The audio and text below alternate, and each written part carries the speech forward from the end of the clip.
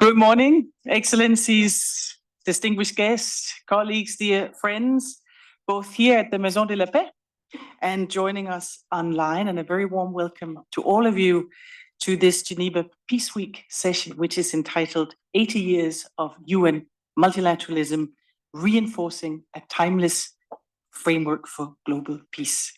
My name is Charlotte Waterkaula. I'm Director for International Relations at CERN, which is the European Laboratory for Particle Physics, and it's my privilege to be guiding us through the proceedings today. And on behalf of the organizers, which is the UN Office at Geneva and the Permanent Mission of Switzerland, thank you to all of you for being with us this morning. We stand now at the threshold of the 80th anniversary of the United Nations next week on the 24th of October. And in that context, today's discussion invites us to reflect on the UN's transformative legacy, to explore how multilateralism is adapting to new realities that we find around us every day, and to imagine together how we can future-proof peace for the decades ahead, and unpacking specifically how the unique ecosystem here in Geneva can both facilitate this adaptation and in turn benefit from it. So let me start with just a few housekeeping points. The session today is in English. There is AI interpretation available online. For those who are on Zoom following us, you can just use it directly. If you're in the room and you wish to take advantage of this interpretation, you'll need to scan the QR code that you can see and that you can see displayed here, and then you can listen to the session using your own headset. So I hope that works for everybody. Now, before we begin the panel discussion, it's my pleasure to introduce a very short video message from Tatiana Valovaya, who is the Director General of the United Nations Office at Geneva, to get us started. So we will play the video message first.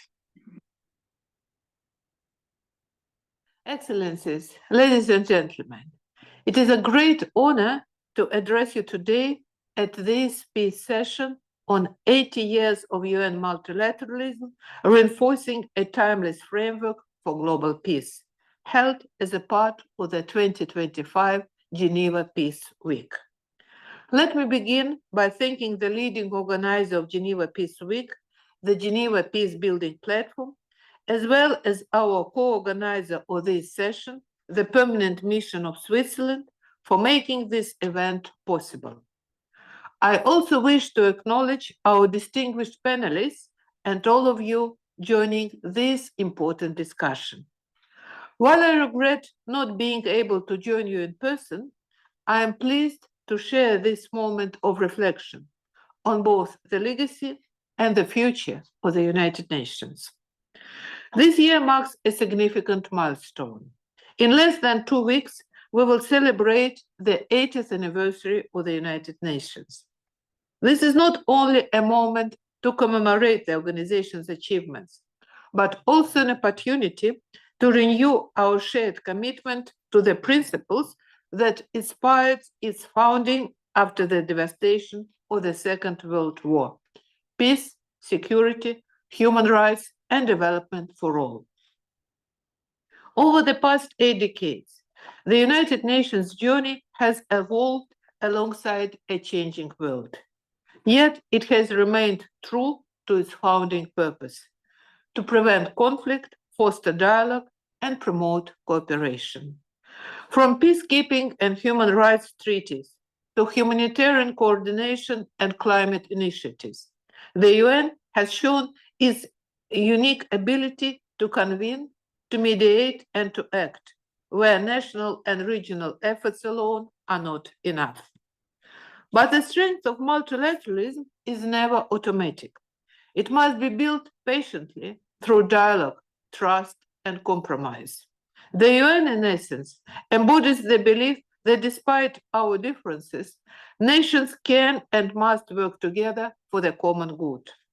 Today, this belief is being tested.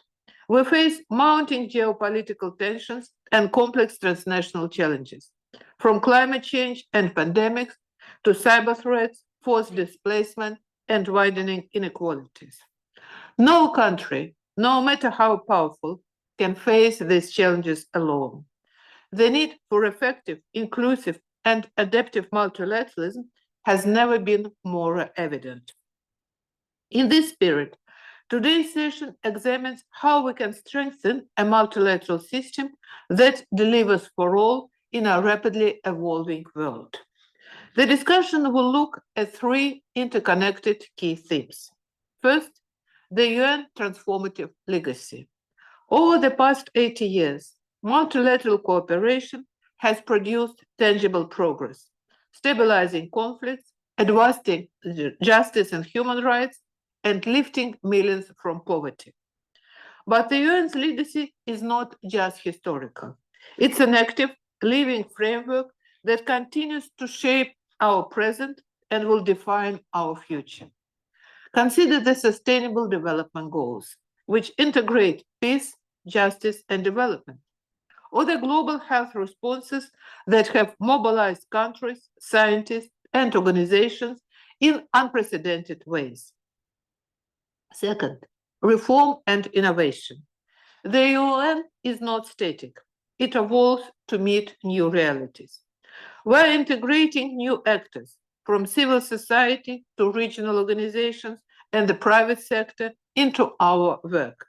We're modernizing systems, improving transparency, and leveraging digital technologies to strengthen global coordination and decision-making. Yet, reform is an ongoing process.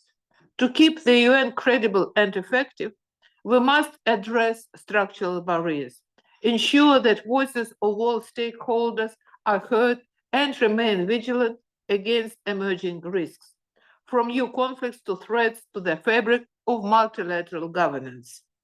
Third, actionable strategies for the future. The Pact for the Future charts a renewed path for global cooperation. Alongside with the UN 80 initiative, it calls upon all of us to strengthen prevention, solidarity, and inclusion, so that multilateralism remains relevant and resilient for generations to come. These commitments take shape through places and communities that embody the spirit of cooperation. And nowhere is that spirit more vibrant than here in International Geneva. Home to the United Nations office and several UN entities, as well as a dynamic network of research institutions, humanitarian organizations, and diplomatic missions, Geneva provides the infrastructure, expertise, and environment that enables multilateral solutions to flourish. From negotiating treaties to shaping innovative programs, the city continues to embody peace in action. Ladies and gentlemen, as we commemorate 80 years of the United Nations, let us honor the lessons of the past, seize the opportunities of the present, and act with courage and conviction to build a future guided by cooperation, dialogue, and solidarity. Thank you. Thank you very much to the Director General for providing such a nice overview and such a good context for our discussion today. So we now turn to our distinguished panel. They will share their perspectives on the evolution, reform, and renewal of the multilateral system. And I'll just briefly introduce them. Here to my right, Ambassador James Ndirangu Waweru, who's the Deputy Permanent Representative of Kenya to the United Nations Office at Geneva. To my left, Agiveresh, who is Director of the UNDP office here in Geneva. Also to my right, Blandine Blucas-Louis-Fer, who is Chief of the Institutional Memory Section of the UN Library and Archives in Geneva. And to her right again, Annika Hilding-Norberg, who is Head of Peace Operations and Peacebuilding at the Geneva Center for Security Policy, also one of the colleagues here at the Maison de la Paix. And to my left also, Keith Krause, who is the Director of the Center on Conflict, Development and Peacebuilding at the Geneva Graduate Institute, also here at the Maison de la Paix. And each of the speakers will have about 7 minutes for their opening remarks. And after that, the floor will be open both here in the room and on Zoom. So please make sure that you have good questions and reflections and comments when we have finished with the introductory remarks of the panelists. And I'll first turn to you, Ambassador, to kick us off. Inclusivity is often discussed as at the policy level, it's both a value and it's a modus operandi, it's an objective in its own right, but implementation very much remains uneven. And in your view, what are the mechanisms, the partnerships that can make inclusivity and grassroots engagement more tangible within the ongoing UN reform process? Thank you and good morning, Excellencies, delegates. I have not sat with such a distinguished panel before, and having coming after such a powerful statement by the DG, I think I will, let me see whether we can do this fast. My apologies from my peer, Dr. Fancito, who was supposed to be here but had to make an abrupt trip out of Geneva. So Kenya is honored to contribute to this critical reflection on the UN 8 decades of multilateralism, a framework that is forged in the aftermath of global conflict, meant to safeguard peace, promote justice, and uphold the dignity of all people. As a host of the only United Nations headquarters in the global south, Nairobi symbolizes the rightful place of Africa and developing countries at the heart of global governance. The UN embodies the hopes of a post-war generation striving for collective peace and security. Over the 8 decades, the UN has successfully established curriculum norms around conflict resolution, humanitarian action, and human rights that have helped save countless lives and uphold a rule-based international order. So from an African perspective, multilateralism has been essential in fostering peace through regional partnerships and the UN peacekeeping operations, where Kenya has contributed even before our own independence, spotlighting the role of global South countries as essential architects and implementers of peace. So inclusivity demands that every member state, regardless of size or economic power, must have a real and equitable voice in the decision-making process. This is the principle of the bedrock of the UN Charter and must be honored without compromise. Yet decades after independent movements swept through the global South, the yawning gap in representation, especially within the Security Council, casts a shadow about our shared quest for justice. So Kenya proudly joins the chorus of voices throughout by our leaders during the high-level session of the UN, of the 80th session of the General Assembly at the opening, for a renewed multilateralism that bridges these divides by ensuring access and voice to all actors. Reforms must translate into parity. We affirm that true reform is not the expansion of the privilege of a few, but genuine democratization that acknowledges the shifting geopolitical realities we face today and the demographic and economic rise of the global South. The UN structures must no longer reflect the power dynamics of the mid-20th century, but the diverse, interconnected world we have today. This includes Africa's rightful place, consistent with the El Zuini consensus and other long-standing calls for reform within the Security Council. And let me here paraphrase the Secretary-General António Guterres when he said, "We cannot continue using the rules and systems built by our grandparents to create a future for our grandchildren. Lack of reform will be perpetuating this absurdity." So looking forward, we believe that the future of multilateralism depends on adaptive, innovative governance that integrates new actors, leverages technology, centering peace as the foundation of the sustainable development. Kenya was key in the architecture of the SDGs. We reaffirm, as the DG has said, the importance of the Pact of the Future, the UN 80 initiative, and the new agenda for peace as guiding compasses for strengthening our international cooperation. So our impact is the ultimate measure of the UN's relevance today. So we welcome the efforts to modernize the UN working methods, enhance transparency, and integrate stakeholders who bring innovative solutions and local legitimacy. So this Peace Week has highlighted the imperative for adaptive and collaborative approaches in this amid unprecedented global complexities. So we fully align ourselves with the UN at 80 reforms. As I go to conclude, I think the UN 80 reforms should not be about saving a dollar here, cutting a post there. It must lead to holistic, genuine reforms that will make the UN fit for today's purpose, not yesterday's realities. So Nairobi, together with Geneva, is emerging as a critical hub in this transformation. I'm proud to say that Nairobi not only amplifies the shift towards decentralization and localization, but also strengthens the UN's capacity to deliver results where they matter most. The growing network between the UN hubs in Nairobi and Geneva fosters greater cooperation, innovation, and resource sharing, which is key to our effective collective action. So in conclusion, Kenya reaffirms its unwavering support for the United Nations that remains indispensable in our collective mission towards justice, inclusivity, and lasting peace. And we reiterate that the Global South must no longer be on the margins, but centered in the decision-making table of a reformed, effective, and inclusive United Nations. I thank you for your kind attention.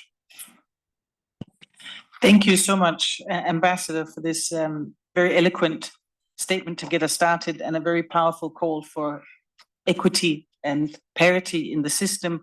And also, I think, some interesting ideas about connectivity across the multilateral hubs, which I think can be a theme that we can unpack a little bit later. Now, just for information, the ambassador will need to leave us before the questions and answers, so he won't be able to participate there, but we're really grateful that you were able to be with us and to kick us off in such a good way. Thank you. Now, I will now turn to Agi Veres, who's the director of the UNDP office here in Geneva, to unpack a little bit more the transformative legacy of the UN. The UN has shaped norms, institutions, practices that have promoted peace and development. And over, of course, 80 years, the record is complex, in some cases uneven, but the organization has in different ways, of course, profoundly influenced both how the world understands and pursues both development and peace. So if you look at it from a UNDP perspective, what is the UN's transformative legacy when it comes to peace and development? Thank you very much. And it's really an honor to join this panel today. And I think I got the best question on this panel because I got re-energized preparing for this session, looking back to the transformative impact of the UN and looking back to the 80 years. And we are surrounded by a lot of gloom and doom, to be frank. I think we all feel it, especially at this Geneva Peace Week when crisis is all around us. But it's not unprecedented. We have gone through really tough times since for the last 80 years since the UN was established. UNDP was established 60 years ago. It's our anniversary as well. So we did some stock taking internally, like what actually happened. And when I went through that, it really gave me hope. And it showed me that we actually have overcome a lot of very complex issues. Yes, they were different times, but that doesn't mean we cannot overcome this. So I just hope that somebody will sit in my chair or maybe in a virtual chair in 60 years and will look back to this time and this moment in history and say, it was tough, but somehow the international and multilateral system came together and we overcame that. And it may not be the same UN, it may not be executed the same way as it is today, but it's absolutely necessary that we do maintain the cooperation through the multilateral system that will bring similar results that I want to share with you. So just reflecting back, and I hope you indulge me in going back a little bit memory lane, because there are some very, very interesting examples of what the UN managed to achieve over this time. Of course, being in Maison de la Paix, I mean, the first reminder that peace is not merely the absence of conflict, and we all know that, but it is really the presence of justice, opportunity, and dignity. So when I look back these 80 years, those were the moments where the multilateral system and the UN's intervention actually shined, when we were looking at these underlying issues and we built a more resilient, inclusive, and a more future-proof ecosystem and settings in countries that needed it. And I also really want to emphasize, when we talk about development, and the nexus is all over, the HDP nexus is all over on the lips of people in Geneva. But it is really what we need to understand, that development isn't charity. It is really smart security. So today, when countries walk away from development, they're walking away from smart security. So we need to really emphasize that when looking at these examples. So just 3 quick examples that are not necessarily peace related, but moments when we introduce something new that really has impact today. And I'm from UNDP, so forgive me, but the first example will be the Human Development Report, which is really like the crown jewel of UNDP, if you wish, the most used, quoted, downloaded report of the UN. And this introduced the concept of human development to really push away from just a GDP view of the world. And this was more than 30 years ago.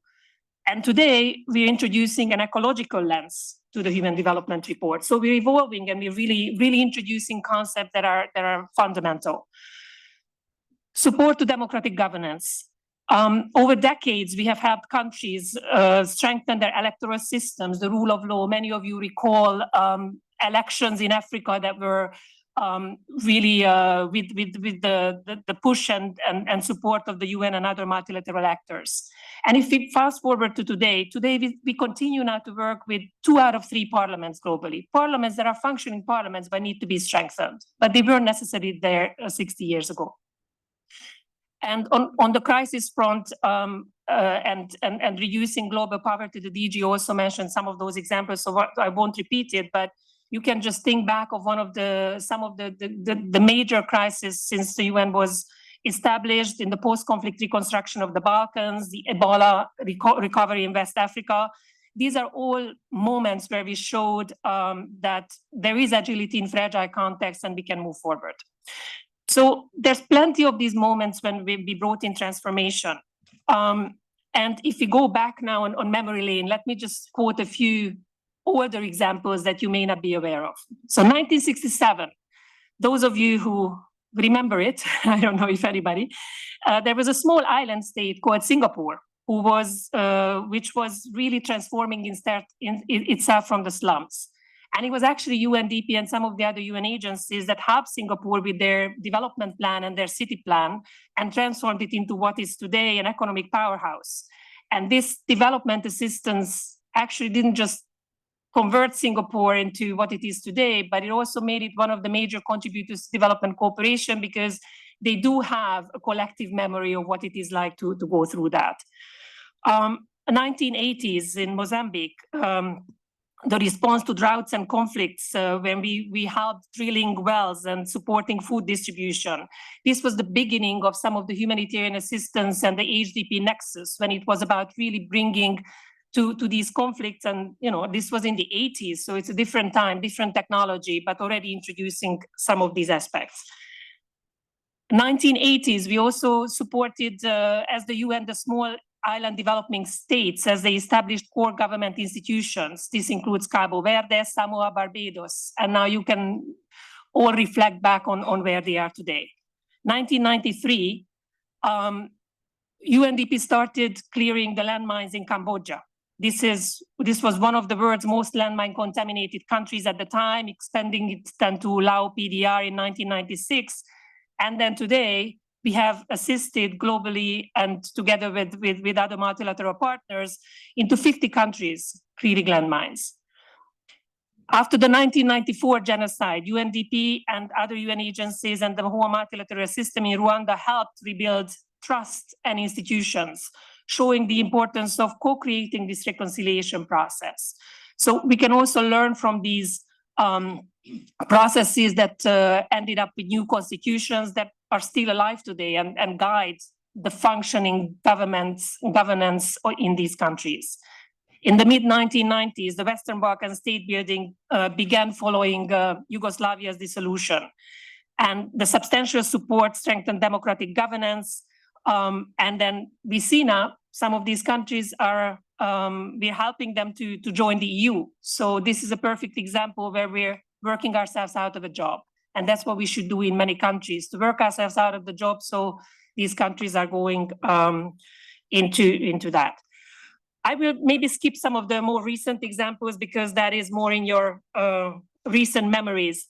But if we fast forward today, we all see what's happening in Lebanon and Sudan, and all of these examples that I quoted. I really think that what we are trying to do there, and where we need the international community's support, is to repeat these examples within today's context, within today's evolved response mechanisms. And in terms of the way forward and how do we translate that for today's most prominent crisis. I will just quote one because I think I'm running out of time, but we're all following very closely what's happening in Gaza. And this is going back for a long time, of course. And the program assistance of the Palestinian people was established many, many years ago. And we delivered 1.7 billion development assistance to the Palestinian people, trying to bring better conditions. And now, where we are today is with the recent destruction in Gaza, that was almost beyond comprehension. What we are focusing now is the basics. So we have to go back to the basics sometimes. It's about debris removal. Some of you may know the magnitude of this, but just to put it into perspective, if you put a 12-meter high wall around Central Park in New York, and you fill that with debris, that's how much debris needs to be cleared in Gaza. So that's an unbelievable amount. And since January 2025, we already removed and recycled 81,000 tons of debris. This is equivalent of 3,100 truckloads going back and forth. So sometimes we need to go back to the basics, because without the debris removal, the aid cannot reach people, reconstruction cannot begin, and dignified return will be impossible.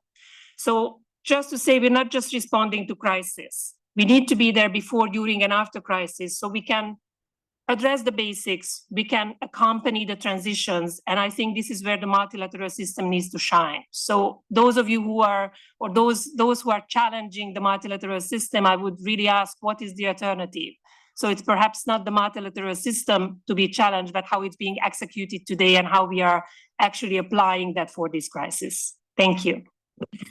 Thank you so much for giving us this overview of how the UN has transformed both how we understand peace and security and development, and how that evolution in how we understand the concepts, how that has also transformed how we deliver that on the ground. And I think that's an excellent springboard now to the next talk by Blandine Lucas-Louis-Fer, who's chief of the institutional memory section at the UN Library and Archives. The UN Library and Archives is a key repository for the collection, maintenance, and also sharing of the institutional memory of the UN, and before that, the League of Nations. And when we look at this changing multilateral landscape, how can this institutional memory, this collective sum of our shared history, serve us as an international community to future-proof peace? Thank you, Charlotte. Excellencies, ladies and gentlemen, good morning. I will start my presentation. So I have a presentation, which I will start with general considerations about the role of historical archives in supporting peace building. First of all, I would like to quote the Universal Declaration on Archives, issued by the International Council on Archives and endorsed by UNESCO a few years ago. And it says, archives help establish individual and collective memory for understanding the past and documenting the present to guide future actions. So, first of all, archives are primary sources which help preserve, help establish evidence of facts. So, archives preserve crucial records of past conflicts and diplomatic efforts. So, the keywords here are authenticity, accountability, transparency. With primary sources, collective memory can sometimes transform facts and lead to other conflicts. And when you go back to the facts, when you go back to the archives, you can establish a different situation. Archives also support transitional justice. Main examples are, for instance, the tribunals for ex-Yugoslavia or Rwanda, where it really comes to collect evidence and keep evidence and preserve evidence of what happened. Archives also, more globally, archives can contribute to education of and more public awareness of the past, and also helping understand complexities of situations. And in the 21st century, of course, a lot is about digital, and digitizing efforts can help accessing those primary sources and engage more deeply into historical data. So here in the UN Geneva, I will give you an overview of the UN Library and Archives Geneva, which is important historical document repository with documents, archives, primary sources going back to the late 19th century and coming to the present. The library is the custodian of each and every document, official document issued by UN bodies, but it is also the custodian of more than 15 linear kilometers of historical documents, primary sources, including League of Nations and international peace movements. So these archives document the evolution of international cooperations and multilateral diplomacy since 1919, but even before. We will go back to this. And two of the collections are now part of the UNESCO Memory of the World Register. That's the whole League of Nations archives, and also the archives related to the drafting of the Universal Declaration of Human Rights that we keep. So again, as I mentioned, the importance of digitization, we are doing a lot of efforts in digitizing records and making them available widely. So when it comes to UN archives, from 1946 to today, we keep and we preserve the records of the UN office at Geneva and other secretariat entities in Geneva. We don't have the specialized agencies archives. So it's High Commissioner for Human Rights, OCHA, UNCTAD, Trade and Development, UNECE, some of the archives of the UN Office for Disarmament Affairs, but also UNDRO and UNITAR.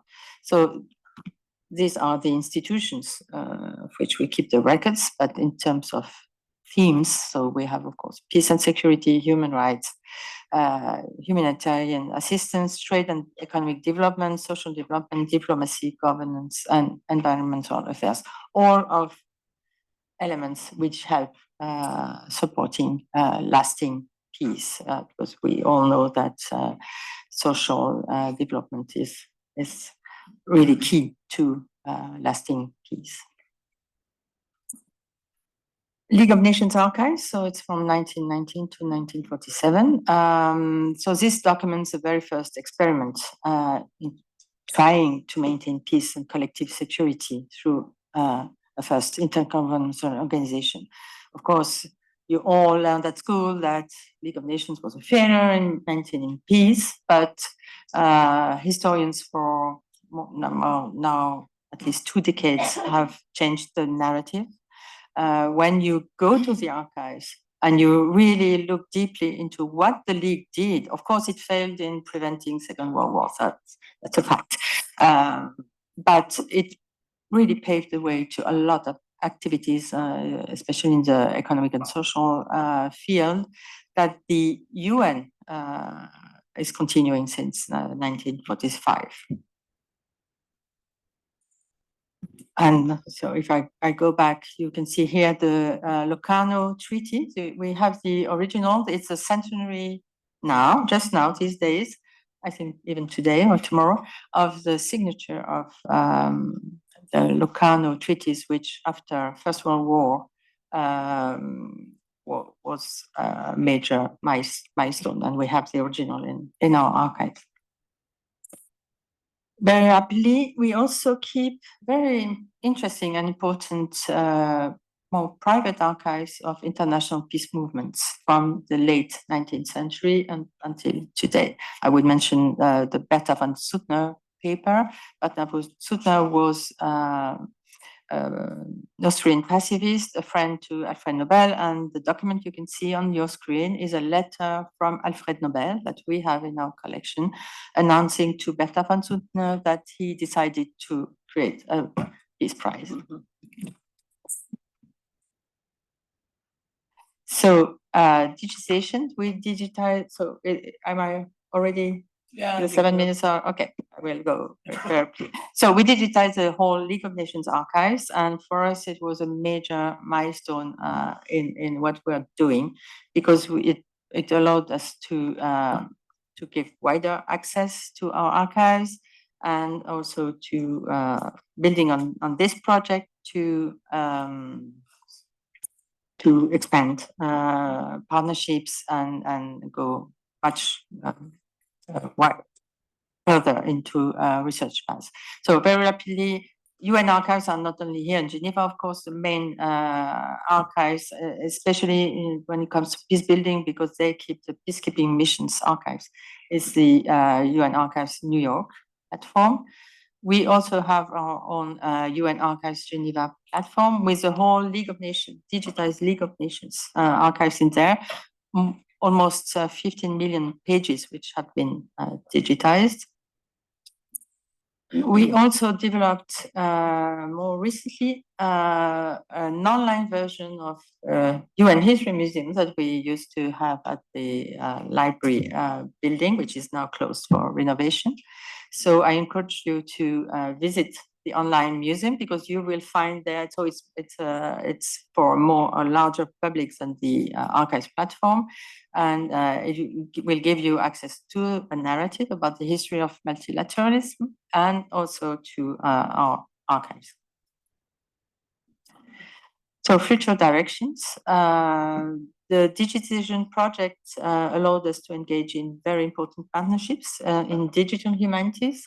And especially, we are collaborating with the Center for Digital Humanities and Multilateralism here at the Graduate Institute, Geneva, which allows for innovative archival research in the text, in the data that we have digitized. And so with advanced digital tools, the historians, but also sociologists and anthropologists will have access to different perspectives of history. And this is very important. We will uncover different perspectives of history. And finally, as we think it's, again, archives are there for a long time, so we need to preserve physical and digital UN institutional memory. So we have a major project starting now. It's a 6-year grant-funded project it's my last slide, to construct on UNOP campus building to preserve all these archives, to properly preserve all these archives. And it will come together with a data center to preserve institutional memory in a sovereign way. And this could be expanded to preserve archives and data of other international organizations. This is what we are exploring now. Thank you. Thank you so much, Blandine, for this very nice overview of the collective memory that we have in Geneva, and building on this very impressive body of knowledge and the transformative legacy that represents. When we look ahead, Annika, then what's the innovation and the reform that could support a strengthening of multilateralism in general, and in particular, if we dig a little bit deeper, what can International Geneva contribute with in this context? Thank you so much for that. And good morning, everyone. And thank you for the kind invitation by the organizers to join this particularly timely and relevant conversation. Ladies and gentlemen, colleagues, war, hunger, and terrifying, terribly suffering are affecting millions of men, women, and children around the world as we speak. Tensions between the great powers are escalating and reshaping our world order. Multilateralism is being challenged as never before, or at least the multilateralism as we have come to know it in the recent decades. Making the United Nations more effective and as absolutely impactful as possible has never been more important. In a world of increasing violence, conflict, and militarization, a strong and respected United Nations is essential to prevent wars and promoting, building, and maintaining peace. So how do we do this? Much thought, research, discussions, and articles, including the vibrant conversations being held this week, are currently rightfully and thankfully devoted to this topic. And I suspect all of us in this room are seized on the matter. And of course, there is the UN data reform process underway. In my few minutes, I will respond to the questions that Charlotte mentioned. And with the particular, founding it on my main message is that why we need to stay firmly focused and grounded in reality, the situation we find ourselves currently. We need to think beyond the current acute funding crisis. This is much more important than that. Beyond closing offices and firing people, and leave zero-sum thinking and approaches behind. So first, one challenge. We need to shift our mindset from focusing on bilateral, transactional deal-making versus cooperative multilateralism. For the foreseeable future, that train, as I see it, has already left the station. A universal system needs to be developed that is fit for purpose, like the ambassador said earlier, to more effectively deal with and accommodate both confrontational bilateral actions by states, so they don't just happen, and provide cooperative multilateral approaches and solutions as and whenever possible, and at the same time. There's a need to shift from a purely defensive, protective mindset to one that allows for and takes into account the changing balances of power in great power behavior. So given this changing nature and balance of power and more aggressive use of power by the great powers, if I may say, I propose, that's my main proposition, that meetings, seminars, and working groups related to strengthening peace and security, including peace operations, should increasingly be convened also elsewhere, outside of New York, when such meetings are not able to be hosted with full participation of all concerned parties in New York. At a time when militarization and warmongering is spreading like wildfire, the Security Council in New York is increasingly paralyzed, while all countries are not able to access the UN headquarters for critical negotiations or deliberations. This is not acceptable. Just take the example of UN peace operations and special political missions. Now I'm going back to history.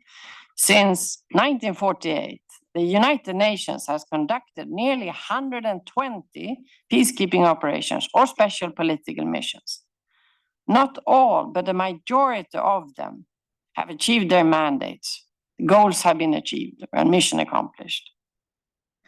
So despite the challenges currently facing today's peace operations, a record 133 countries gathered for the UN Peacekeeping Ministerial earlier this year, reaffirming their support for peace operations. And 70 countries, more than 70 countries, pledged significant new capabilities for missions. And given the ever increasing number of conflicts and wars around the world, the need for new missions is evident. But the mechanisms to provide them has stalled, even as countries around the world are asking for help for more missions. So in addition to the problem of the Security Council being increasingly unable to address requirements for or support of peace operations, a number of countries are no longer able to visit UN headquarters in New York to participate in these critical dialogues. And we are all aware of the General Assembly opening week and the delegations that were not able to join even as their country was the main topic on the menu or agenda. But this affects the whole organization and running of meetings, negotiations, and processes. One example just now, for us in the past couple of days, is we are preparing to co-organize the first ever UN Peace Operations Review Week in New York. And a large troop contributing country I was in contact with cannot join because they are not able to visit or participate in the deliberation and have to host their own side event in their own country. And equally, several hosting countries of peace operations are not able to gain visa access to participate in deliberations in New York. So what is the purpose of conducting meetings on peace operations if neither the countries requesting support from peace operations and special political missions, nor the major police and troop contributing countries that deliver the missions are able to participate? It doesn't make sense. So to clarify my proposal, I'm soon rounding off, but I wanted to have a concrete proposal for you to consider. My proposal is not to move the UN Security Council, but to work more inclusively and proactively to strengthen peace and security also elsewhere, such as in International Geneva. It is clear that there is benefit to establish a closer link between peace and security, including political crisis, human rights, international humanitarian law, development, climate, refugees, and so on. Better connecting these areas with peace operations could thus, and peace and security more broadly, can make United Nations more effective.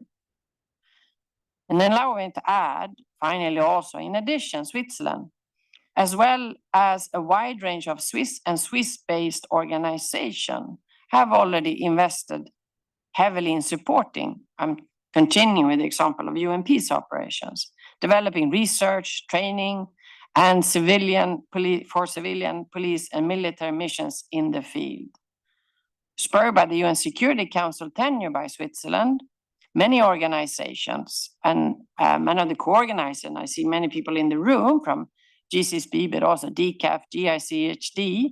We have the UN family UNITAR, and UNU has also in the current review process is giving a prominent role in the work on that. They're also present here. We have civic and other NGOs working on peace operations with partners. So there is already an ecosystem of peace operations actors in the room. In conclusion, turbulent times requires innovative measures.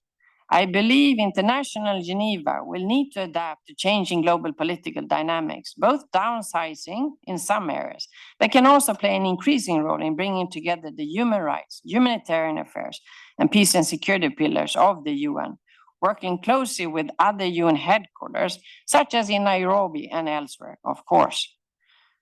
Colleagues, let's make the future our collective and common future count. Thank you. Thank you so much also for building on the legacy and then looking ahead to what could be done with a very concrete proposal, which I'm sure is going to generate quite some discussion when we get to that. Thank you so much. And as the final speaker on the panel, I turn to Keith Krause, who's director of the Center on Conflict Development and Peacebuilding at the Graduate Institute. We've unpacked here, I think, a very impressive legacy of transformation. But of course, any system, any organization will settle into a certain way of doing things, a certain way of thinking about things, established patterns can be hard to break. So how do we tackle in this particular context that we're in now, these systemic barriers to change that become entrenched with time so that we can deliver better impact on the ground? A large question, and I'm not sure I can entirely answer that, but thank you for the invitation. Before I tackle that specific issue, I just want to set a little bit of the context here. If we step outside of this room, outside of Geneva, outside of the UN bubble, what we will see is that the UN is not considered broadly relevant by vast swaths of the public, that it's not at the table for major discussions concerning Gaza, DRC, Rwanda, Ukraine, Armenia, Azerbaijan, or elsewhere, and that it's seen as being politically paralyzed, not just at the level of the UN Security Council, but also throughout the system through such things as consensus decision-making, the negotiating mantra that nothing is agreed until everything is agreed, and that it's paralyzed by bureaucratic inertia, turf protection, and infighting. These are not new problems. We're all aware of them. But outside of this room, it means that there is a crisis of relevance. So the result is that many governments, even those who are broadly supportive of many of the goals of the UN and its subsidiary bodies, will choose to work and are choosing to work outside of the system because that's seen as more efficient, more straightforward, and more likely to get results. So this is the challenge that we have to face here. And whatever we do in this conversation, including, of course, I think, a positive assessment of much of the legacy of the United Nations through such things as decolonization, development, UN Development Report, the whole peace and security architecture, we also need to acknowledge the failures, because that's only by acknowledging that we're going to find a clear path forward here. So that's for the first general remark. The second is that the contextual factors that I think we're all aware of also need to be underlined here, because they're not simple transformations or short-term challenges. There is less funding, perhaps drastically less funding that will be available. There is a shift in the balance of power towards local actors, not just national, but subnational, private actors, civil society, and their interests and norms are not necessarily in promoting universal or global values and frameworks. These include extremely important global corporate actors, the GAFA of the world, resource extraction companies, transnational social movements with clashing ideological and practical agendas on everything from women's rights and gender equality to global health, to small arms and light weapons control, or even the value of promoting democratic and representative rule. So there are a lot of forces out there that are not working in a positive direction. And there is, of course, as I think Annika and others have underlined, a very short-term transactional geopolitical context where nobody seems to be concerned with the provision of global public goods, whether this is trade, environmental agreements, promotion of respect for human rights, and so forth. So this is a fairly difficult context, but we need to, I think, face it squarely in order to move forward. I would make 3 suggestions. They're not a blueprint, not a plan. I think Annika has a good plan, but 3 suggestions for how we ought to think about the future of peace and security in the global multilateral architecture. The first, maybe we should stop using the word multilateral, at least for the time being. We should talk about minilateral arrangements, flexible geometry variable, based on common interests, like-minded actors, and coalitions of the willing. In the absence of consensus, what can we do and where can we do it? This is not a new idea, of course. Those who 25 years ago wanted to deal with the challenge of anti-personnel landmines, which results in the chair that is just across the road here, also chose to work outside or alongside the system, bring along those who agreed, set the bar high, and tackle the problem where it existed, starting in places such as Cambodia and elsewhere, and build outwards, a kind of a spreading inkblot strategy of building towards positive change. If we had left the landmine issue in the Conference on Disarmament or the Convention on Certain Conventional Weapons, we would probably still be talking about it today, or rather not talking about it at all, if I could be critical towards the Conference on Disarmament. I think this kind of approach is actually appropriate for large elements of the so-called prevention agenda, which has been stressed in the Pact for the Future by the Secretary-General and elsewhere. Much violence prevention and reduction, both conflict and non-conflict related, can be achieved locally or nationally.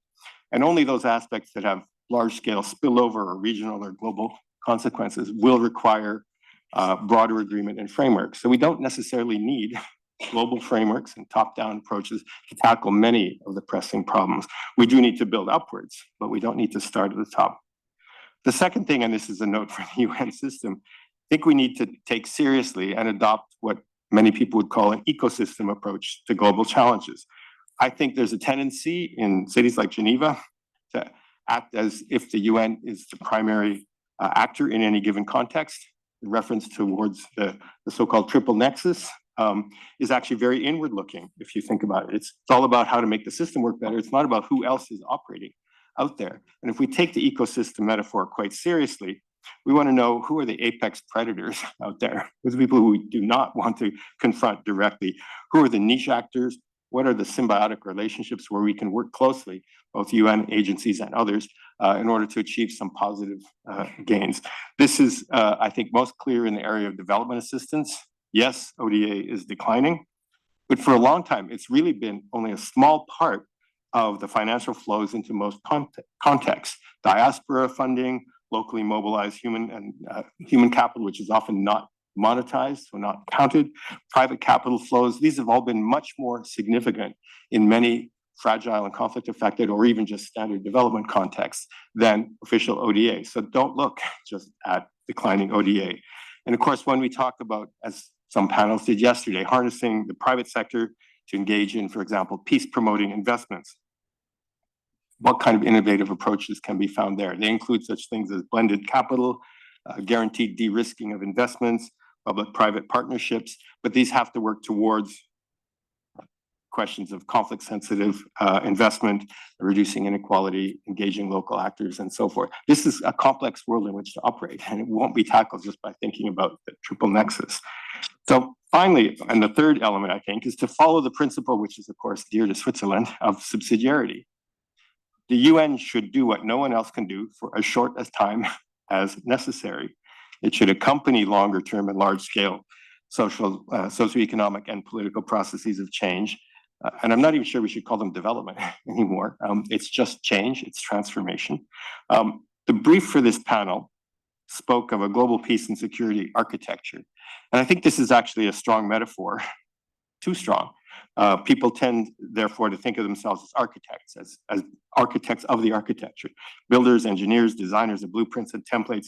We don't need more architects and engineers today. I think what we need, especially in the UN system, is the idea that the programs and the people that work on these things should view their role as that of midwives, accompanying processes, accompanying the birth of this new order that we are all struggling to understand and the contours of which are quite unclear. But having a little bit of humility when we approach that task and decentering the role of ourselves and the UN agencies and individuals might be a good first step. Thank you. Thank you so much also for the very concrete proposals. Multilateralism, looking at an ecosystem approach, and subsidiarity, and maybe fewer architects and engineers and more midwives. I think that's an interesting call also for the discussion. So thank you so much to all the speakers, very thought-provoking, very complimentary talks. We will now open the floor for questions and comments, and to make the best use of our time together, I will group the questions, 2-3 questions together. You can direct the questions either to an individual speaker or it can be a general question, and we will see who from the panel will pick this up. If you're in the room, please raise your hand. Also, please let us know who you are. For those joining on Zoom, we'll do a special round there, so please submit your questions via the Q&A function, and our colleagues from UNOG will help to relay them to us so that we can also be interactive with the colleagues who are online. So let's start in the room. Please raise your hands, and we will have a microphone that goes around, and we'll group the questions 2 or 3 so that we make it a little bit more fast-paced. I see 2 hands first at the back, and then you in the front, and then I'll come back to you because I want to take a question over here. So 1, 2, and 3. Thank you, Madam Chair. My name is Bruno Donat, until recently a UN official. Sorry, I was a bit late. Fantastic panel. So I was able to hear the person at the, sorry, I don't have my glasses, extreme right and extreme left. Thank you for your proposal. It's not that extreme right, extreme left, only your position in the panel. The context is pain and suffering, not necessarily in the bubble. I'm quoting some panelists that we are in Geneva, and I'm here momentarily, coming from travel. And Madam Director of UNDP, I agree with you with going back to the basics. Now, I'm familiar with Gaza, I'm familiar with removal of rubbles and explosive hazards as well. What I'm throwing back at the panel, what would those basics be now, at the moment, under your theme of multilateralism? If I may build on three of what you said, number one, this issue of where the council or deliberations should meet. I agree with that. Before the non-issuance of visas for the recent UNGA, Geneva was floating, Nairobi was floating, and I would like to see whether the panel has more concrete proposals. Thank Number you. two, may I? Three? Yes. Rapidly? If it's rapid, Bruno. Very rapid, very rapid. Number two, in addition to subsidiarity, I like I forgot the name, but multi-track diplomacy, where you marry the track one of multilateralism and others. And finally, I think with the strength of Geneva International, is it possible for you to partner with other parts of the world, bring your strengths to other parts of the world to help them for peace building? Thank you so much. And in the front there, thank you so much. We group the questions, we bring it back to the panel. So the panelists who wish to answer can now start reflecting on their answers, please. Merci beaucoup pour vos présentations. Je ne sais pas si je peux parler en français. C'est permis? Oui, je crois que c'est permis. Merci Bon. beaucoup. Je vois qu'il y a la AI Live Interpretation et c'est une très bonne nouvelle parce que je pense que c'est justement quelque chose qui va aider à la compréhension des réunions, pas seulement ces réunions ici, mais la réunion du multilateralism. Et pas tout le monde a la chance d'avoir appris l'anglais à l'école parce que pas tout le monde est né dans un pays en développement ou a eu les possibilités de parler l'anglais comme deuxième langue de travail. Et j'ai travaillé pendant quelques années au service des visites des Nations Unies comme guide. Je me souviens plus tellement le texte qu'on devait dire à la fin de nos présentations, mais je me souviens le début. We, the peoples of the United Nations. Non, nous, les peuples des Nations Unies, qu'on a été confrontés à 2 guerres mondiales dans l'espace d'une vie humaine. Nous sommes résolus à ne plus jamais vivre ça. Mais ce qu'on vit, c'est actuellement, je pense que maintenant, est-ce qu'on parle des gens, nous, les peuples des Nations Unies, est-ce que il s'agit maintenant des peuples ou il s'agit aussi plutôt des organisations privées qui font partie maintenant des intérêts internationaux. Et l'intelligence artificielle vient nous aider pour l'interprétation, mais vient aussi pour transmettre des intérêts des groupes privés. Donc, cette question, ce n'est pas seulement un problème pour les Nations Unies, pour le multilatéralisme, pour la paix, le développement, la sécurité, mais pour la démocratie. Je pense que c'est le moment qu'on réagisse, qu'on soit conscient des défis que représentent ces organisations privées et on agit, on pense à Nations Unies, nous les peuples, les gens, c'est nous qui faisons la différence. Ce n'est pas l'intelligence artificielle, ni ce n'est pas les intérêts privés des organisations qui veulent évidemment agir dans leur intérêt. Merci beaucoup, madame. En fait, une question qui concerne en fait le rôle du secteur privé, des autres acteurs et aussi en fait comment on peut définir, nous, le peuple, dans le contexte actuel. Merci beaucoup. And there was a question on the right. Thank you so much. This is working, yeah? Okay. My name is Ezra. I'm from Egypt. I'm a peace and security consultant, and currently the assignment I'm working on, it's on the triple nexus, and hence my question. So, Dr. Cruz, correct? So my question is basically, if you may elaborate more on what you mean by the triple nexus is basically more inward looking, not outward, because it should be my understanding that it should be the other way around, that the whole idea of triple nexus is that we are looking at integrating the three sectors, the HDP, not only within the UN, but also as other actors and other international organizations that work within the same context. And just an observation, Annika, thank you so much, as usual, concrete recommendations. So I appreciate your intervention also. Thank you. That's great. Thank you so much. I think because there was a very practical question from you directly to Keith, I think we start with that, and then the other panelists can think about the more general questions that came and see who would wish to respond to those. And then in the second round, we'll go to Zoom and see if there are questions on Zoom. Okay, I can be brief on this.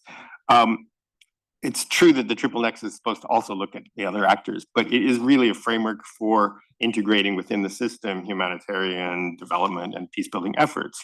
And one of the inevitable and perhaps unavoidable consequences of that is great attention to how can we coordinate. And if you have worked in the field, you know that a lot of people, and we can all witness this, spend most of their time coordinating with each other, UN agencies, with each other funding bodies. Most of the time, they're not actually interacting with the locals in the ways that the promise of the HDP nexus might have had. And that's just a bureaucratic process. It's the result of this thinking. So if you adopt, and I call it the ecosystem approach, I think you actually, from the very outset, say, where do we fit in this? How much leverage and power do we really have? Who are the strong local actors that actually are opposing what it is we're trying to achieve here? What kind of interests can we align with, civil society or others? And what does that mean? So your starting point is just a little different from saying, how can we coordinate among our three pillars? It might get you to hopefully a better destination. That would be my short answer to a much bigger problem. Thank you for kicking us off. And I look to the panel to see for the broader questions, what would be basics now, and how would we interact from Geneva with other geographies, and also the role of other actors, including in particular the private sector. I think that also speaks to the question of innovation more broadly. So I throw that open to the panel. Agi? I can come in briefly. Of course, it's a longer answer, but I think, going back to the basics, and it ties to what the professor also said about the nexus. I mean, we need to go back to the basics on the ground of what do people need, what communities need, and how we respond to that, because they don't wake up in the morning asking for humanitarian assistance and in the afternoon for some development. So we need to look at what is that they need, what would better their life. And I think, when we're talking about basics, and you mentioned coordination, why do we need to coordinate? Of course, some of it will be naturally needed in any context. But we have to also admit that we introduce some of the complexities that exist today. We, meaning the international community, introduce those complexities that we're expecting the local level to interact with. So we need to look at ourselves and see how do we untangle these complexities so that the coordination is not trying to coordinate self-introduced global silos, but trying to actually coordinate so that the assistance reaches the people. And as you said, we're accompanying this process. I actually don't like the word supporting. You shouldn't be supporting. We need to accompany. So basics going back to country ownership, community ownership, going back to inclusivity, and not just in the sense that, sometimes it gets out of context today, but co-creating the solutions, because people have the solutions on the ground and we need to help them to be successful. That's our job, I think, going back to basics, to create the conditions and this accompaniment that sets them up for success. That's what we should do. Thank you. Annika, briefly? Yeah, maybe I can just comment or clarify. Thank you so much for those interesting points raised by colleagues in the group here.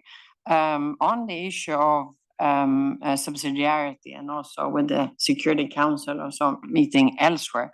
I just want to clarify, I didn't necessarily at this stage suggest that the Security Council should meet rather that elsewhere, but rather that peace and security issues, particularly related to peace operations, could possibly be more addressed elsewhere. And the reason also why the reason why I think so, and my proposal of really trying to develop a system that is fit for the future to both speak to great power politics currently being demonstrated by great powers, but also the more collective efforts, is that I think probably the best case for multilateralism moving forward was, I think, in the anga made by President Trump himself. Not necessarily recognized by himself, but he mentioned, as you will have noticed in his speech, that as he was walking into the room, he had come across President of Brazil, Lula, and told him and spoke to him for 39 seconds, saying that, and he said, as you know, in the speech, that he was a pretty nice guy. And I apologize for going in to, speak of his country in a negative way, but we agreed to have a phone call next week. And I think this is really the very telling tales of the power of multilateralism. They had not met before, but they happened to meet because the anga was there. So even those that don't initially appreciate multilateralism realizes that there's this opportunity to meet with everybody, non-like-minded colleagues. So hopefully there's an opportunity for those. A very response to that short question. Thank you so much, Annika. I look to the colleagues from UNOC who are monitoring the Zoom to see if there are a couple of questions that we can take from the Zoom discussion. Yes, so we have 2 questions from the audience online. The first question, how to break the silos perspective of the work of the UN entities, specialized agencies, and new actors that cannot necessarily be categorized as international organizations, notably addressing the problematics and complexities of having different and often competing institutional mandates, functions, and activities. And then the second question, what gives you the most hope and what concerns you the most when you think about the next 80 years of global cooperation? Excellent questions. Maybe we start with the first one. I think that the second one, maybe all panelists want to come back on, but the first one, I think, touches on something we've discussed generally in terms of coordination, the plurality of actors, inclusivity. So how do we break the silos and how do we make those concepts become real on the ground? And I look to see if there are colleagues on the panel who wish to argue. Again, I think that's a long discussion and I won't even go into the UN 80 discussion with some of you, but obviously there's a reform going on. But I think if we want to break the silos, we really need to look at what are the needs on the ground, going back to the level of communities, going back to the national level, depending on the context. Every context is different. And what is the collective solution that we're offering?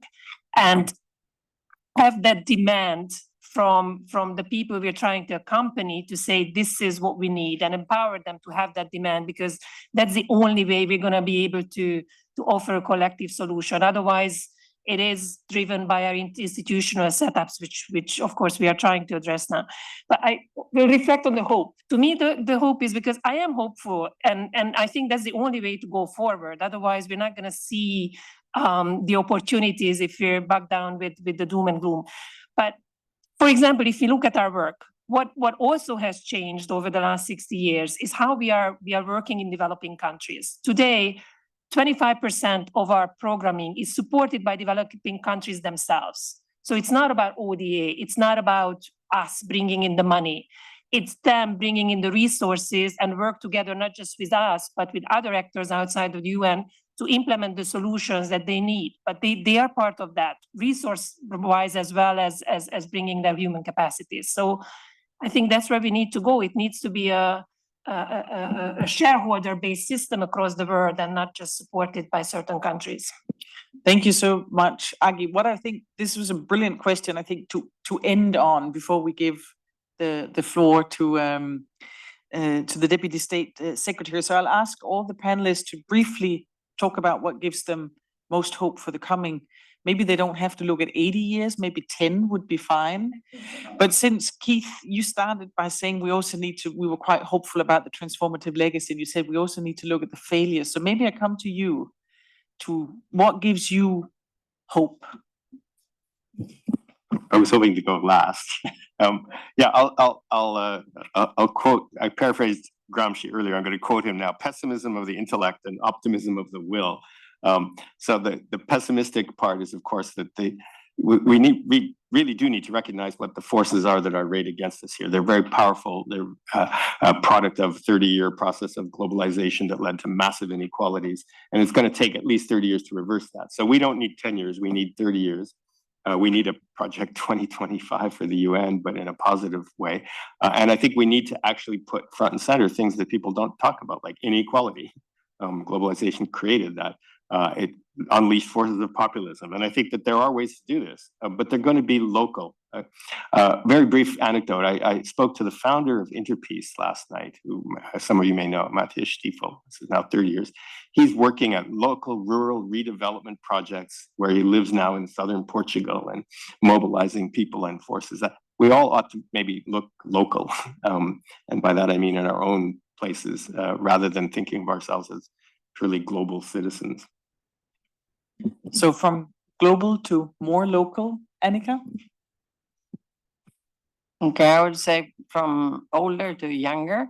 I think youth, obviously, it's half the planet. And not only do we see such a vibrant community here at the Geneva Peace Week, that are committed, that are not settling for less, but also, and I met colleague, I'm just pointing out, we have leaders already in the group from DRC and the UK working in New York on these issues. We had a fantastic conversations. And also we have Esra, who's been a mover and shaker on the International Association of Peacekeeping Training Centers, leading a global network. And now she's very humbly introducing herself as a consultant. So anyway, so there are leaders everywhere, and the youth is half the planet. And I've had the benefit of working with many of them, and therefore I have great hope, because it's in their hands, and we just have to help support them. Thank you, Annika. So leadership in youth at local level, I think we're getting some very good points. And we spoke about history and the importance of the institutional memory. So maybe for the final comment from the panel before we turn to you, from a historian's point of view and the keeper of the institutional memory, what gives you most hope for the coming 80 years? So that going back to the past would help avoiding repeating some errors. Although historians, we don't like this common say, learning from the past, but still our archives can help build a better future, I hope. So being conscious of our past so that we're not doomed to repeat it. Well, I think that's a very nice bridge to you to close our session. It's my honor to invite Ambassador Thomas Gerber, who is the Deputy State Secretary and head of the UN Division at the Federal Department of Foreign Affairs of Switzerland, to deliver his final reflections and a closing call to action. Well, thank you very much, Charlotte, and distinguished panelists, ladies and gentlemen, dear colleagues and friends. It's great to be back at the Maison de la Paix for Geneva Peace Week, an event which has matured so much over the last few years and which I've continued to appreciate a lot, not because of the appealing program and fascinating panels such as the one we've had this morning, but also because of the fact that this week provides a very rare opportunity for many of us to step back, reflect a little bit on how we relate our own work to a larger discussion, conversation, and a narrative, and to do it together with informed and competent colleagues such as our panelists. What a rich discussion this has been. I'm not going to try to summarize it. But let me first of all, of course, I believe on behalf of the whole group, thank all the panelists for their insightful and thoughtful contributions this morning. Thank you for sharing your experiences and your vision, and also thank you to all of you for really, in one way or another, giving a fairly strong commitment to multilateralism going forward. This is, I would argue, indeed an appropriate moment to look back at the United Nations contributions to global peace, conflict resolution, humanitarian action, and norm setting almost 80 years after the organization was established. As a historian myself, who in an earlier life spent a lot of times, in archives also, and studying diplomatic correspondences, including correspondences from the 1940s and 50s, I would agree with Blondine, because I still vividly remember the hope world leaders expressed at the time in this correspondence, when they thought about their expectations relating to the newly established organization. Of course, the memory of horror of the Second World War was at the time still very, very present, and nurtured a collective understanding and commitment that such horrors should never, ever occur again. And that it's maybe this understanding, and this is the value of archives in a way, this understanding or collective aspiration for peace, which has allowed the UN to play the role it has played in terms of creating a forum for dialogue, cooperation, and peaceful settlement of disputes. But it's maybe also this collective aspiration and also the memory which has got lost a little bit when we look at today's diplomatic narratives and correspondences. So, but of course, as every system, the multilateral system, the UN system, has undergone a lot of change, has evolved over time. It has adapted to new, increasing complex challenges, as we would expect it to do. Also, thanks to certain visionary secretaries general of the past, foresighted member states, but also other engaged stakeholders from civil society, academia, and the business community. So we've seen a number of important reform initiatives within the system in the past decades. The Pact for the Future was mentioned as one of the most recent examples, a useful document which I believe proposes meaningful suggestions and responses to some of today's most pressing challenges. But the worrying geopolitical trends we see in the real world every day stand in stark contrast to the ambitions articulated in a document such as the Pact for the Future. And I think we need to be thankful to Keith, who injected a sense of realism in this discussion. I think that was maybe a very helpful reminder. We've seen a record increase of violent conflicts in recent years. Let's not forget that. An unprecedented level of disrespect for international law, including international humanitarian law and human rights law. We've seen open and blunt denial of the most obvious scientific facts, for instance, in relations to the negative impacts of climate change. We've seen an increasing trend towards nationalism and authoritarianism. And we've seen, and again, I think Keith was right to point it out, we've seen some governments disengaging from the UN and other multilateral structures, both politically, but of course also financially, as we've all witnessed here in Geneva and elsewhere. So when the UN Secretary-General António Guterres addressed world leaders in New York about 2 weeks ago in the context of the general debate of UNGA, he provided, like Keith, a fairly sobering analysis of the state of the world, an analysis which included references to many of the ongoing protracted conflicts, to the effects of climate change, digital disruption, or geopolitical fragmentation. But his conclusion, importantly, was, I would argue, as clear as his diagnosis. He said, and I quote him, "The United Nations has never been more needed." So the Secretary General is convinced, and I would add, so are we from the Swiss Foreign Ministry of Foreign Affairs, that most challenges are not beyond reach or beyond our collective capacity to react to. And what we've heard from today's panelists, in a way, to me at least, seems to confirm this conviction. You know, the many examples Aki gave, provide a repository, which offer a confirmation in relation to this conviction.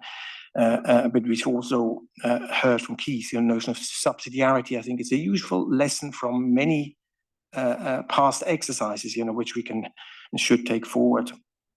So in a world torn apart by increasingly antagonistic ideological narratives, nothing is more powerful and persuasive than concrete evidence, which shows how action for peace pays off, leads to positive outcomes, and is needed today more than ever. So I think we need to, the proof is in the pudding, and there's so much material on the table on which to draw to produce this proof.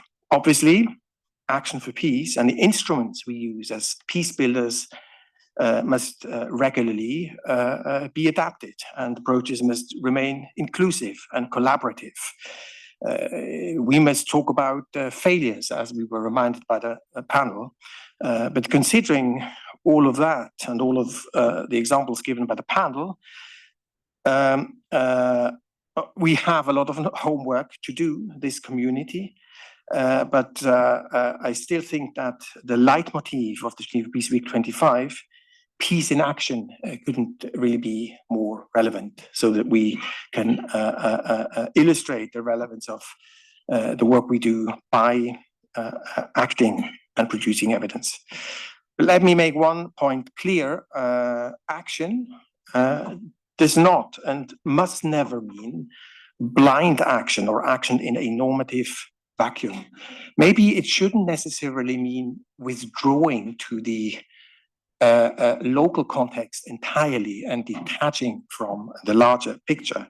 All our actions must remain firmly embedded in a framework which respects and reaffirms the centrality of the UN Charter and the centrality of international law more generally, the rule of law, justice, and accountability. As an elected member of the Security Council in 23 and 24, Switzerland consistently condemned all violations of international law and insisted that perpetrators of unlawful acts needed to be brought to justice. But all of us, I would argue, must speak up whenever fundamental principles and norms are violated, completely independent of the spaces in which we operate. So these principles must remain all of our the central compass we all use. As peace builders, or maybe architects or midwives or whatever you want to call them, we should reaffirm and reinforce the existing normative frameworks of the UN Charter whenever we can. And as operators, and here Annika reminded us, even though she's much more than an operator, she's more describe her as a very, very well-informed policy mind. As operators, our actions should be agile, innovative, and that includes new technologies, of course, creative, responsive, transparent, effective, and impact-oriented. Only in this way we can produce the evidence that we want to produce. We should continue to team up and foster partnerships with a wide range of different stakeholders, including governments, global and regional organizations, civil society, youth, of course, academia, or the private sector. We could also, partner in more minilateral settings. I think these are very agile formats. All reform initiatives, and including all work streams of the current UN 80 reform initiative, should build on this same simple logic.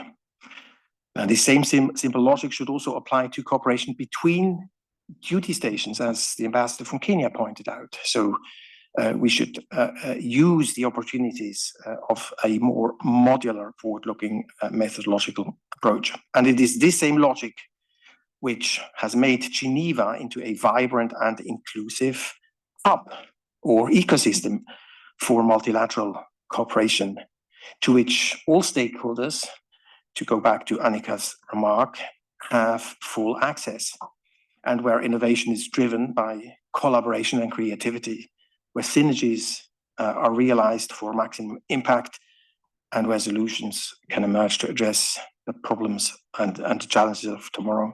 So I, to end, want to assure you that Switzerland will remain a strong partner in upholding fundamental frameworks and principles, normative frameworks.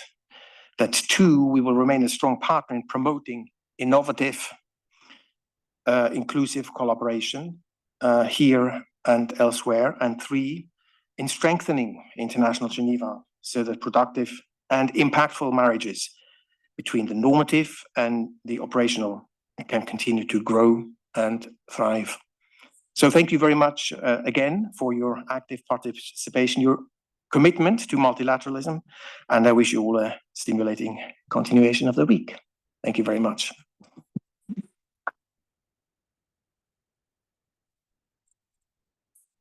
Thank you so much, Ambassador, for providing such an inspirational conclusion to the discussion today. Thank you to all of you for being here. Thank you also to the colleagues who followed online. This now concludes the session. I think this conversation will continue. And to conclude, I would like you to join me in thanking all the panelists and give them a round of applause. Thank you so much to everybody. And I wish you the best continuation of Geneva Peace Week, and please continue this important conversation. Thank you.